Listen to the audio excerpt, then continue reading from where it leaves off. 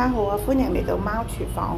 今日同大家分享下一個紅燒白蘿蔔。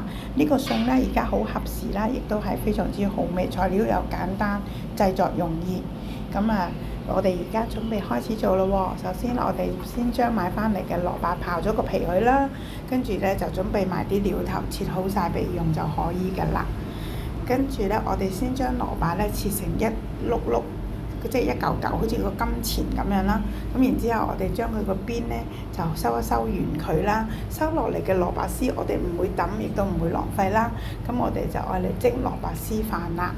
而家呢，先係燒紅咗個鑊啦，然後我哋噴啲橄欖油落去啦，跟住就煎蘿蔔。咁咧做呢個餸嘅時候呢，蘿蔔呢最好呢就買瘦啲嘅，唔好太過肥啊！太過肥呢，你嗰個金錢呢，佢唔夠均勻啦。咁我哋又煎到佢兩邊金黃啦，咁同埋收一收佢嗰個面頭，令到佢硬身少少。咁一陣間燜嘅時候呢，我哋呢就會比較容易操作啦。一煎好晒蘿蔔之後，我哋就留起佢備用啦。跟住呢，我哋呢就轉用呢一個砂鍋或者係一個煲仔啦。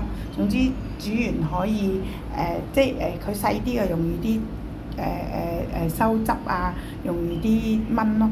跟住我哋爆香佢料頭之後，將蘿蔔擺咗落去啦，跟住再加入我哋預先調好嘅醬汁，跟住就可以倒埋落去啦。蘿蔔呢本身會出水嘅，咁我哋呢就只需要呢再加翻呢個杯仔60ml 嘅水呢，大約係1杯半咁上下啦。跟住呢，佢蘿蔔自己燜嘅時候會出水，所以呢就會好容易搞嘅啫。最緊要加翻2粒冰糖仔，因為呢加咗冰糖仔之後呢，個蘿蔔燜出嚟呢，佢嗰個甜度呢會比較適合啲咯，亦都唔會影響到個餸菜嘅味道嘅。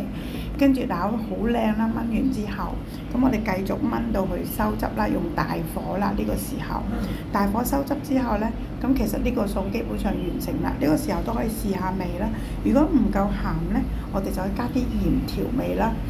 要燜到點樣呢？燜到我哋攞筷子呢，就好容易就可以篤得過去嘅，咁就為之 OK 㗎啦。呢個餸呢，要煮好多先夠食㗎。因為呢個個都會好中意食啦，啲汁呢淋翻上個蘿蔔面咯，咁樣咯，非常簡單一道菜，希望大家喜歡。